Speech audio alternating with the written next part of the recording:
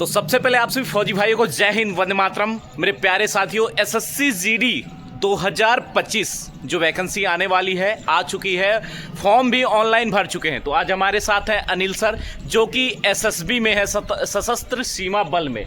और इस समय सर आपकी ड्यूटी कहाँ पे है? अभी हम गोरखपुर में हैं, अभी ट्रेनिंग सेंटर में। अच्छा, गोरखपुर ट्रेनिंग सेंटर में है सर, जो कि एसएसबी में है। और आज आप लोगों को बताएं कि 2024 वाली जो वैकेंसी है, आज सर से कुछ पूछते हैं कि कैसे ट्रेनिंग होता है वहाँ पे, बेसिक कैसे होता है, राइफल ट्रेनिंग कैसे होता है, सारी चीज़ सर से जानकारी लेंगे। क्योंकि अब आप लोग जाने वाले हैं फौज में, ठीक है ना? तो फौज की रोटी खाएंगे अब आप लोगों का फाइनल हो गया है, फाइनल कट ऑफ भी लग गया है। आप लोग जानते हैं कि जनरल डिस्ट्रिक्ट का जो सबसे हाई मेरिट गया था, और जो बॉर्डर डिस्ट्रिक्ट है उसका भी मतलब जिसका 20-25 नंबर ज़्यादा था, तो लोग समझते थे कि नहीं मेरा हो जाएगा। लेकिन उसमें सबसे ज़्यादा कट ऑफ अगर लगी थी तो 131-137 गया था एसएसएफ का सर। तो आज सर से पूछते हैं, जो ट्रेनिंग सेंटर में ट्रेनिंग दिया जाता है कैसे दिया जाता है सर, आप इन लोगों को बताएंगे थोड़ा सा?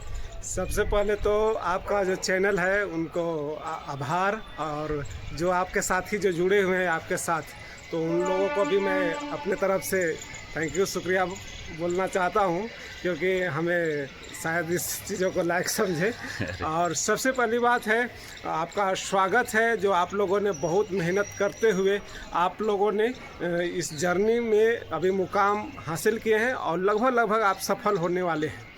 तो आइए, आपको स्वागत है फोर्स में, क्योंकि फोर्स की दुनिया बहुत अलग होती है सिविल के अपेक्षा। सिविल में है कि आप 7 बजे उठिए, 8 बजे उठिए, कोई आपको कोई बताने वाला नहीं है, कोई ज़्यादा कोई डांटने वाला नहीं है, समझाने वाला नहीं है।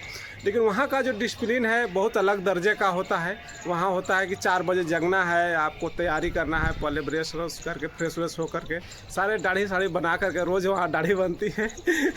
तो यहाँ जैसे यहाँ हमारे भाई है, तो जिस तरह के आप हैं तो वहाँ इस तरह की नहीं होती है। हाँ, जिस तरह से हमें मैं भी कभी क्लीन रहता था एकदम। अच्छा। तो यही है। तो वहाँ को जो दुनिया है उसमें ढलने में थोड़ी समय आपको लगेगा, क्योंकि बहुत तरह की चीज़ें हैं, वहाँ का अलग डिसिप्लिन है। क्योंकि हम सिविल में रहते हैं तो अलग अलग सोच के, अलग अलग विचारधारा में रहते हैं, जीवन यापन करते हैं। लेकिन वहाँ सिर्फ एक ही विचारधारा है, वो है फौजी, और वो है विचारधारा है कि हमारा पूरा देश जो है से हमारा भाई है, जितना भी बचने वाला है, और बहन है। इस तरह का सोच वहाँ होता है। और हम लोगों ने बस एक ही सोच रखते हैं कि किसी भी हालत में हमारा जो देश है एकता बने रहे, हमारा संविधान का जितने भी नियम है वो सही तरह से पालन होते रहे, और उसको मेंटेन करते रहे। हम देश को रक्षा करते हैं, हम देश के जो भूमि है, जो सीमा है, उसको हमें किस तरह से सुरक्षा करते रहना है, और उसके लिए जान भी निछावर अगर देने पड़े तो दे सकते हैं। तो उस तरह के पहले आपको ढालने पड़ेगा, और ढालने पड़ता है तो उसके लिए कड़ी मेहनत करनी पड़ती है पहले। अच्छा सर, जो इन लोगों की ट्रेनिंग होती है, ट्रेनिंग पूरा मतलब एक कितने साल की होती है? ट्रेनिंग जो है से आपको 44 वीक का होता है 44 ऐसे, और उसको में जो संडे वनडे जोड़ के मतलब लगभग 54 वीक का होता है। 54 वीक का। हाँ जी। और इसके बाद मतलब ये फिजिकल ट्रेनिंग के बाद राइफल ट्रेनिंग भी इन लोगों का हाँ, होता है? बहुत सारे चीज़ें हैं जो पहले आपको डिसिप्लिन सिखाया जाएगा। डिसिप्लिन मतलब यहाँ का डिसिप्लिन अलग और वहाँ का डिसिप्लिन अलग। फौज के अंदर का डिसिप्लिन अलग है। डिसिप्लिन का मतलब भैया वो नहीं है, आपको चलने से लेकर के खाने पीने, रहने, कपड़ा पहनने, सारे चीज़ें आती है, वो सारे तरीके आपको सिखाया जाएगा। उसके बाद फिर जब ढलेंगे तो धीरे धीरे सारे चीज़ें आपको सिखाई जाएगी।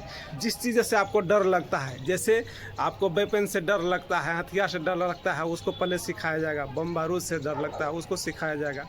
उसके बाद आपको और चीज़ें से डर बहुत सारे लगता है, जूडो, कराटे, जितना भी सारे चीज़ें आती है, आपको सारे एक शारीरिक व्यायाम जो है, आपको एक लोहा बनाने के लिए शरीर को, वो सारे चीज़ें आपको तरीके बनाया जाएगा, जिससे आप हर सिचुएशन में कहते नहीं है कि फौजी बनने के लिए जज्बातों को पिघला के रगों में लोहा भरना पड़ता है, तब जाके एक फौजी बनता है। फौजी ऐसे नहीं बनता है। तो सर आप कौन से बैच के हैं?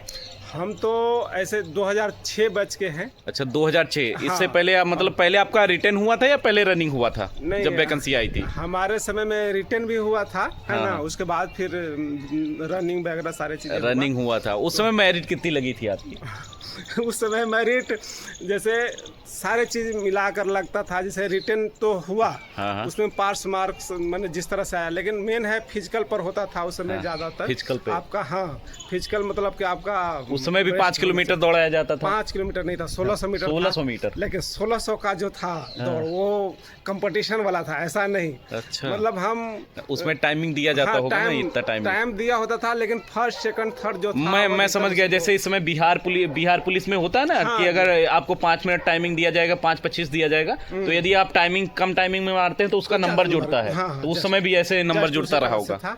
और दौड़ के साथ साथ उसमें लॉन्ग जंप, हाई जंप का भी था, उसका भी पॉइंट जुड़ता था। तो आप लोगों को पता चल गया है कि मतलब डरना नहीं है, वहाँ पे जाना है। जैसे लोग कहते हैं कि नहीं हम इतना कड़ी मेहनत नहीं कर पाएंगे तो वहाँ से भाग आएंगे, तो भागना नहीं है। देखो, संघर्ष है, जिंदगी झेलना है, उसको सीखना है और सीख के आगे बढ़ना है। मेरी बात समझ रहे हो? तो आप लोगों को वहाँ से भागना नहीं है। बहुत सारे ऐसे लोग होते हैं जो ट्रेनिंग सेंटर छोड़ के भाग आते हैं, फिर वो भगौड़ा हो जाते हैं, वो कुछ नहीं कर पाएंगे जीवन में।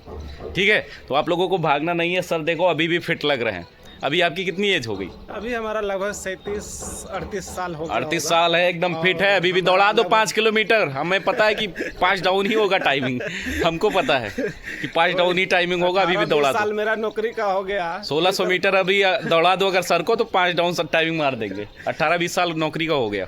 मैं इतना तो जरूर है कि आप कितनों भी धावक हैं तो आपसे पीछे तो नहीं रहूंगा। पीछे नहीं रहूंगा, ठीक है ना? ये वही बोल सकता है जो एक फौजी होता है, और कोई नहीं होगा, फिर भी पीछे नहीं हटने वाले। तो इस तरह से सबसे बड़ी बात है, हम युवा साथी को बताना चाहते हैं कि जुनून देश के सेवा के लिए रहना चाहिए, चाहे जो भी हो। अगर हम हैं तो आज देश की बदौलत है, और अपने देश को, एकता को, अखंडता को बनाए रखने के लिए आपको सारे चीज़ों को त्यागने पड़ेगा। अपने सुख दुख चैन सारे चीज़ त्यागने पड़ेगा, तभी एक सच्चे देश का सिपाही बनेंगे और देश का एक जिम्मेदार नागरिक बनेंगे। तो यदि अगर कोई गोरखपुर ट्रेनिंग सेंटर में अगर जाता है, सर कहाँ पे? गोरखपुर में, तो सर से जरूर मिलना। सर मिलेंगे, ठीक? तो चलते हैं, फिर मिलेंगे किसी नेक्स्ट वीडियो में। तब तक के लिए जय हिंद, वंदे मातरम, बेस्ट।